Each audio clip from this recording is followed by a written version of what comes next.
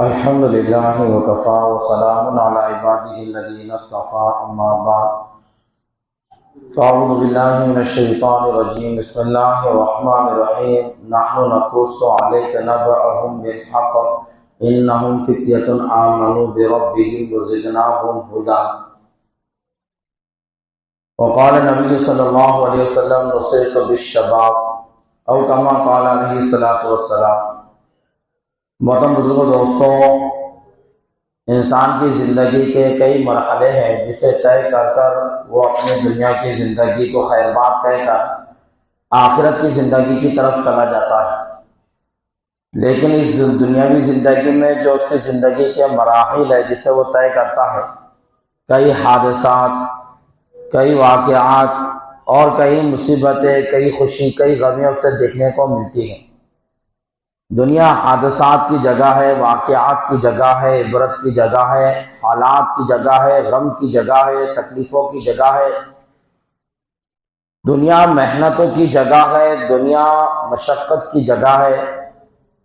یہ دنیا عیش، عشرت، آرام، سکون اس کے لیے نہیں ہے، بلکہ یہ دنیا محنت، لگن، فکر، تڑپ، اڑن اور آخرت کی تیاری کے لیے ہے، آخرت بنانے کے لیے ہے یہ دنیا۔ ایک غیر مسلم سادھو وہ کہنے لگا، حالانکہ غیر ایمان والا کافر ہے، کہنے لگا کہ میرے نزدیک، ٹرین کے اندر بات چیت کرتے کرتے وہ کہہ رہا تھا کہ میرے نزدیک دنیا کا سب سے بڑا بیوقوف کون؟ اس کو ہم نے سوال کی، بات چیت چل رہی تھی کہ سب سے بڑا بیوقوف آپ کے نزدیک کون؟ تو اس کے جملے دیکھو حدیث سے کتنے ملتے جلتے۔ اس نے کہا کہ اس دنیا کا سب سے بڑا بیوقوف انسان میرے نزدیک وہ ہے جو عیش کرے۔ یہ کون کہہ رہا ہے؟ ایک کافر پنڈت کہہ رہا کہ میرے نزدیک سب سے بڑا بیوقوف انسان دنیا کا وہ ہے جو عیش کرے۔ اور ہمارے نبی بھی کیا کہہ رہے ہیں؟ سب سے بڑا بیوقوف وہ ہے کہ جو اپنے نفس کی خواہشات کے پیچھے چلے، یعنی عیش کرے۔ من اتبع نفسہ ہوا وتمنى علی اللہ والعاجز من اتبع نفسہ ہوا وتمنى علی اللہ، یہ اللہ کے رسول کے الفاظ کہ عقل مند تو وہ ہے الکیس من دان نفسہ عامل لما بعد الموت، عقل مند تو وہ ہے جو موت سے پہلے موت کی تیاری کرے، اور بے وقوف، عاجز اور لاچار اور بے پرواہ، لاپرواہ، غفلت والا وہ ہے جو خواہش نفس کے پیچھے چلے اور اللہ پر امیدیں باندھے کہ اللہ۔ تو ایک غیر مسلم پنڈت کا بھی نظریہ کہ دنیا کا بیوقوف وہ جو عیش تلاش کرے، اور اللہ کے رسول صلی اللہ علیہ وسلم بھی فرما رہے کہ سب سے بڑا بیوقوف وہی ہے جو اپنے خواہش نفس کے پیچھے چلے۔ اپنی مرضی کی زندگی جانوروں کی ہے، اپنی مرضی کی زندگی، خواہشات والی زندگی کافروں کی ہے، اپنی مرضی کی زندگی، خواہشات والی زندگی شیاطین کی ہے۔ مسلمان کی زندگی اپنی مرضی کی نہیں، اپنی خواہشات کی نہیں، اللہ کی مرضی، اللہ کے حکموں والی زندگی اور نبی کے مرضی والی زندگی، نبی کے طریقے والی زندگی، یہ مسلمان کی زندگی۔ عیش کرنے والا اور عیش تلاش کرنے والا اس روئے زمین کا بیوقوف انسان ہے۔ یہ دنیا عیش کے واسطے نہیں ہے، نہ عیش الا عیش الاخرہ، دنیا عیش نہیں ہے، عیش آخرت میں ہے۔ یہ عیاشی کی جگہ نہیں، یہ عیش کی جگہ نہیں، موج مستی اور اپنے خواہشات کی پوری کرنے کی جگہ نہیں ہے۔ جو اپنی خواہشات پوری کر رہے ہیں اس روئے زمین کے بیوقوف ترین انسان ہے، بدترین ہے وہ انسان جو اپنی خواہشات کے پیچھے بھاگ رہے، اپنی مرضی والی زندگی گزار رہے۔ جو جانور اپنی مرضی سے کہیں بھی منہ مارتا، فوراً جس جگہ منہ مارا جاتا اس جگہ کا مالک اسے مارتا ہے، پھٹکے کھاتا ہے، بندارے میں بند کر دیا جاتا ہے وہ جانور، سزا ملتی ہے اس جانور کو جو اپنی جگہ چھوڑ کر کہیں دوسری جگہ منہ مار دے۔ تو یہ خواہشات والی زندگی جانوروں کی، کافروں کی، غیر ایمان والوں کی زندگی، مسلمان کی زندگی نہیں ہو سکتی۔ بہرحال بتا رہے تھے کہ انسان کی زندگی کے کئی مرحلے ہیں، ان مرحلوں کے اندر وہ حالات دیکھتا ہے، مصیبتیں دیکھتا ہے، پریشانیاں دیکھتا ہے، خوشیاں وغیرہ ساری اس کے ان حالات کے اندر آتی ہے۔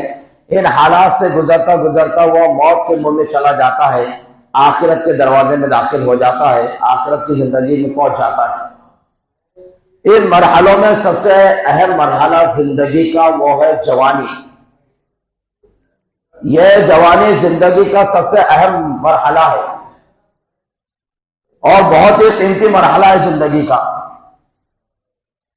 اس جوانی کو جو صحیح گزارے گا اس کا بڑھاپا بھی صحیح، اس کے موت کے بعد کی زندگی بھی صحیح، اور اس جوانی کو جو دیوانگی میں گزار دے گا، بڑھاپا بھی پریشانی کا اور موت کے بعد کی زندگی کا اندر بھی پریشانی۔ جوانی کی عمر بڑی عجیب عمر ہے۔ قرآن پاک میں بھی اس عمر کی طرف بڑے اشارے دیے ہیں، اسلامی تاریخ کو بھی اٹھا کر دیکھیں گے، اس زندگی کے بڑے اہم رول ہے اور جوانی کی اہمیت اسلام نے بتائی ہے۔ قرآن پاک کے اندر اللہ تعالیٰ قصہ بیان کر رہے، عام لوگوں کا ذکر کرتے ہوئے بھی بیان کر سکتے تھے، لیکن خاص جوان بھی کہہ سکتے تھے، لیکن اللہ نے خاص قصہ بیان کیا سابق آپ کا، تو کہا کہ ہم آپ کے سامنے ان کا قصہ ٹھیک ٹھیک بیان کرتے گئے۔ یہ لوگ کون تھے؟ تو سب سے پہلے ان کی پہچان اللہ کیسے کرا رہے؟ انہم فتیۃ، یہ قولی عمر والے تھے، یہ نوجوان تھے، یہ جوانی کی عمر پر دہلیز پر قدم رکھنے والے نوجوان تھے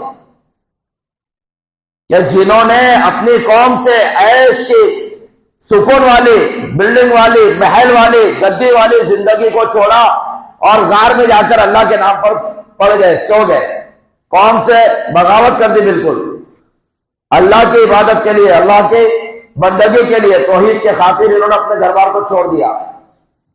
اللہ ان کے ذکر کرتے بتا رہے، نوجوانوں کو پیغام دے رہے کہ ایسے بھی نوجوان گزرے ہیں جنہوں نے عیش کو چھوڑا ہے ہمارے خاطر، اللہ کے رسول صلی اللہ علیہ وسلم کی۔ اس کے بعد موسیٰ علیہ السلام کا قصہ سورہ یونس میں، وہاں پر بھی اللہ تعالیٰ کہہ رہے کہ قوم میں سے کسی نے بھی ساتھ نہیں دیا موسیٰ علیہ السلام کا، لیکن نوجوانوں کی ایک جماعت تیار ہوئی، چند نوجوان جنہوں نے موسیٰ علیہ السلام پر ایمان لانے کا اعلان کیا۔ پوری قوم مخالف اور فرعون کا لشکر مخالف، لیکن یہ نوجوان موسیٰ علیہ السلام کا ساتھ دے رہے تھے۔ بعد میں قوم اسلام میں داخل ہوئی، لیکن اسٹارٹ اور شروع میں جب مصر میں آ کر نبوت کا اعلان کیا تو آپ کا ساتھ دینے والے نوجوان قوم، اس کو بھی قرآن پاک نے ذکر کیا، اشارہ کیا نوجوانوں کی طرف۔ اسی طرح اللہ کے رسول صلی اللہ علیہ وسلم نے حدیث بیان فرمائی، اس میں بھی کہا کہ 5 چیزوں سے پہلے غنیمت جانو، تو اس میں یہ کہا کہ جوانی کو بڑھاپے سے پہلے غنیمت جانو، یہ جوانی کی عمر۔ ایک حدیث میں اللہ کے رسول صلی اللہ علیہ وسلم فرمایا کہ جس کی جوانی اللہ کی عبادت میں گزریں گی، کل قیامت میں عرش کا سایہ نصیب ہوگا۔ 7 لوگ ہیں جن کو اللہ کے عرش کا سایہ ملے گا، اس میں ایک تو عادل بادشاہ، انصاف کرنے والا ذمہ دار۔ اب بادشاہت نہیں ہے تو کون رہے گا؟ اب ذمہ دار، جو ذمہ دار ہے انصاف کے ساتھ ذمہ داری کو پورا کرنا۔ دوسرا فرمایا کہ وہ شخص جس کا دل مسجد کے اندر اٹکتا ہو، جس کا دل بھر مسجد میں گزرتا ہو، مسجد سے جس کو لگا ہو۔ اور تیسرا یہ فرمایا کہ جس کو کوئی حسین و جمیل، حسب نسب والی عورت اپنے طرف بلائے بدکاری کے لیے، فحش و عریانیت کے لیے، اور وہ انکار کر دے اللہ کے ڈر کی وجہ سے۔ پھر فرمایا کہ وہ شخص جو صدقہ اس حالت میں دے کہ دائیں ہاتھ نے صدقہ دیا تو بائیں ہاتھ کو بھی خبر نہیں، مخفی طور پر صدقہ دینے والا۔ اور ایک وہ شخص دیا جو تنہائی میں اللہ کو یاد کر کے رونے لگ جائے، صرف اللہ کی یاد میں رو رہا، تنہائی میں اللہ کا ذکر کر رہا تھا اور آنکھوں سے آنسو جاری اللہ کا ذکر کرتے گئے۔ اور ساتواں وہ شخص ہے، وہ جوان جس کی جوانی اللہ کی عبادت میں لگی ہو، جس نے اپنی جوانی کو اللہ کی عبادت میں لگایا ہو، ایسے شخص کو اللہ تبارک و تعالیٰ قیامت کے دن عرش کا سایہ نصیب کریں گے۔ دین زندگی میں لانے کے لیے اور جنت پانے کے لیے کوئی بہت زیادہ قربانیاں دینا نہیں ہے اور بہت زیادہ روپیہ پیسے خرچہ کرنا نہیں ہے تب جا کے جنت میں لیں گے، ایسا نہیں ہے۔ اتنے قیمتی محل، اتنے قیمتی بازار، اتنے قیمتی نہریں، اس کے لیے اتنا پیسہ چاہیے، ایسا نہیں ہے بالکل۔ اس کے لیے اپنے نفس کو مارنا، اپنی جوانی کو اللہ کے نام پر لگانے کی فکر کرنا۔ اسلام کی تاریخ اٹھا کر دیکھو، نوجوانوں کی تاریخ کیسی بھری پڑی ہے ہمارے۔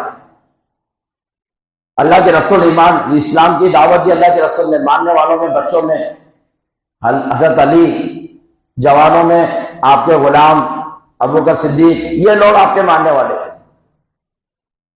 آخر تک ساتھ دینے والے لوگ۔ نوجوانی کی عمر میں حضرت علی کو اسد اللہ و اسد رسولی کا خطاب ملا، حیدر کرار کا لقب ملا، حضرت خالد بن ولید کو سیف اللہ کا لقب ملا، مصعب بن عمیر نوجوانی کی عمر ہے ان کی، گھر سے نکال دیے گئے، شہزادے تھے، ناز و نخوے والی زندگی، اسلام کے خاطر اللہ کے نبی پر ایمان لائے، گھر سے نکال دیے گئے۔ جب انتقال ہوا تو کفن بھی نہیں ملا، حضرت حمزہ کا جو کفن تھا وہ آپ کو پہنایا گیا۔ دنیا سے اس حالت میں رخصت ہوئے، ناز و نخوے کے لباس پہننے والا شخص جب دنیا سے جا رہا ہے تو کفن بھی اس کو صحیح سے نہیں ملا۔ ایسی قربانی اللہ کے رسول کے اوپر دے کر گئے۔ اسلام کی تاریخ، اسامہ بن زید کا لشکر، کیا عمر کیا تھا اسامہ کی؟ ایک نوجوانی کی عمر کو بھی لگنا باقی تھا۔ اسلامی لشکر کے قیادت سنبھالی انہوں نے نوجوانی کی عمر میں۔ آپ علمی فن کے اندر دیکھیں گے ابن تیمیہ نوجوانی کی عمر میں، ابن تیمیہ، شاہ ولی اللہ مودودی دہلوی، امام غزالی، بڑے بڑے اللہ والوں کی تاریخ دیکھو، نوجوانی کی عمر کے اندر علوم نبوت میں، علوم شریعت کے اندر یہ گہرائیوں میں جانے والے لوگ نوجوانی کی عمر میں۔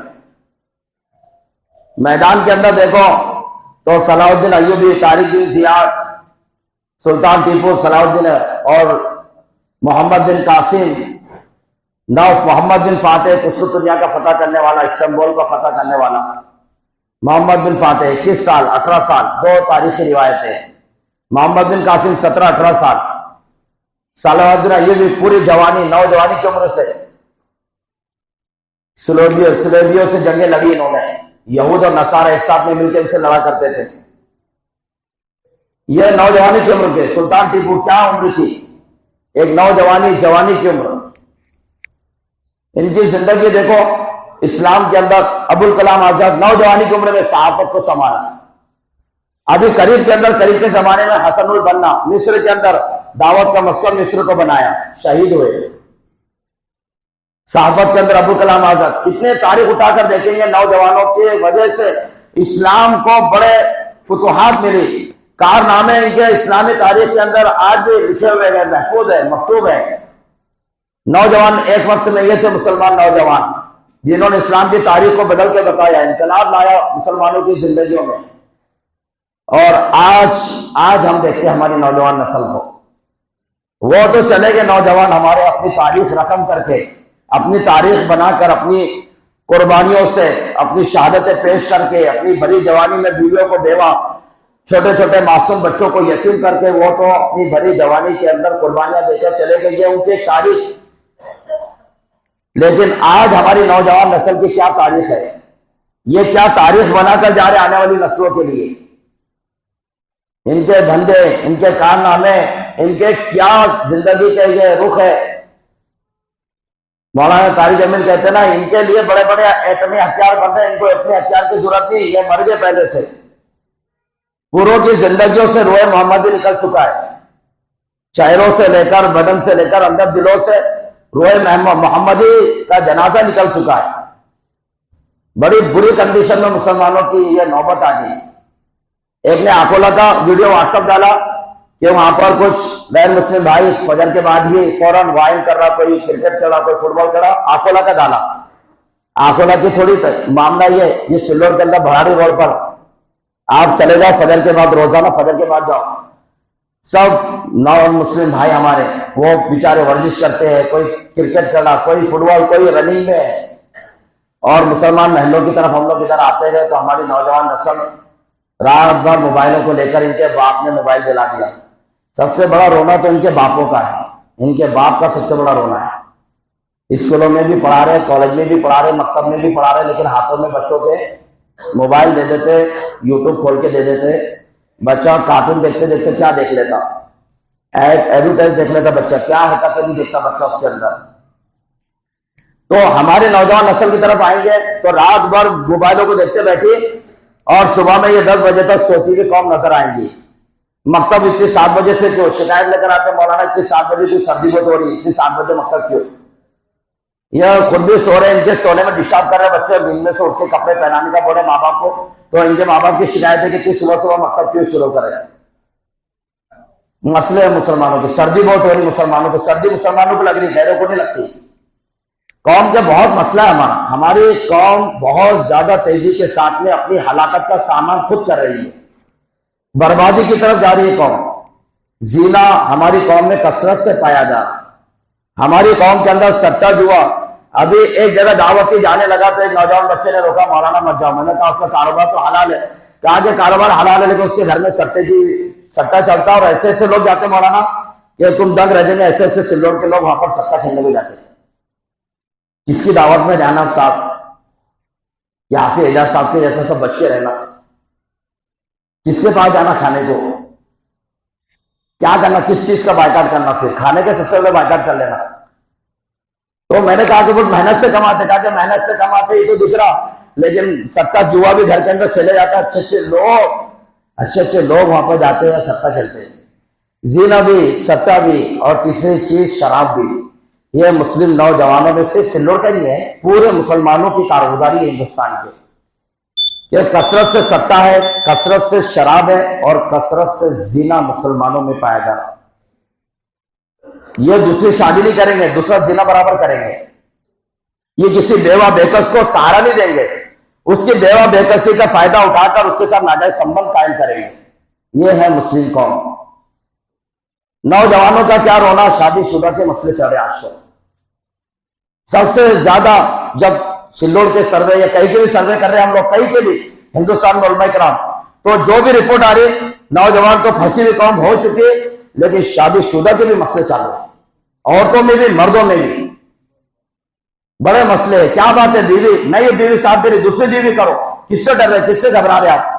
اسلام نے اجازت دی، ہندوستان کا قانون آپ کو 4 بیوی کی اجازت دیتا، اسلام تمہیں 4 بیویوں کی اجازت دیتا، کیوں منہ مارتے پھرتے ادھر سے ادھر؟ اسی حالت میں موت آ جائے، اسی حالت میں کہیں چلے اٹیک آ جائے، اسی حالت کے اندر کچھ ہو جائے، کیا قبر کے اندر اللہ فرشتوں کو اور اللہ کو جواب دیں گے؟ تو یہ 3 چیزیں اس امت کے اندر کثرت سے آ گئی، یہ تینوں بھی چیزیں اس امت کے اوپر اللہ کا عذاب آ چکا ہے۔ اب اللہ کا عذاب کون سا آ جائے کوئی آگے بتا نہیں سکتے، یہی 3 عذاب کیا کم ہے قوم کے اوپر، کہ قوم شراب کے نشے میں، قوم جوا سٹے کے نشے میں، قوم زنا بدکاری کے نشے میں چور ہو رہی۔ اس لیے اپنی نوجوانوں کو نسل کو بچانے کے لیے اس نوجوان ماں باپ کا، گھر والوں کا، بھائیوں کا، ہم لوگ اپنے اطراف میں رہنے والوں کا ہم لوگ نگرانی کریں، ہم لوگ ان لوگوں کو سمجھائیں، ان لوگوں کو روکے، اور نہیں روک سکتے، نہیں سمجھا سکتے تو ان لوگوں کا سوشل بائیکاٹ کیا جائے۔ کوئی ان کی بیٹیوں سے شادی نہیں کرے گا، کوئی ان کے گھر میں بیٹی دے گا نہیں، کوئی ان کو اپنے گھروں میں دعوت کے لیے بلائے گا نہیں، کوئی ان کے کفن دفن میں، ان کے نماز جنازہ کے اندر اور ان کو میت کے دفنانے کے وقت میں کوئی بھی قبرستان تک بھی نہیں جائے گا۔ کم سے کم اتنا کر سکتے ہیں، تب تو کچھ قوم کو غیرت آ سکتی ہے، ورنہ یہ قوم کو بیانات سے کچھ بھی نہیں ہو رہا۔ یہ قوم کا جس وقت تک بائیکاٹ نہیں ہوگا، جب تک کہ سوشل بائیکاٹ کھلے عام ان کے ذلت نہیں کی جائیں گے، جب تک ان کو ذلیل نہیں کیا جائے گا، جب تک ان کو قوم کی نظروں سے گرایا نہیں جائے گا، جب تک ان کو دور نہیں کیا جائے گا اپنوں سے، تب تک یہ قوم سمجھنے والی نہیں ہے۔ اللہ تبارک و تعالیٰ سے عمل توفیق عطا فرمائے۔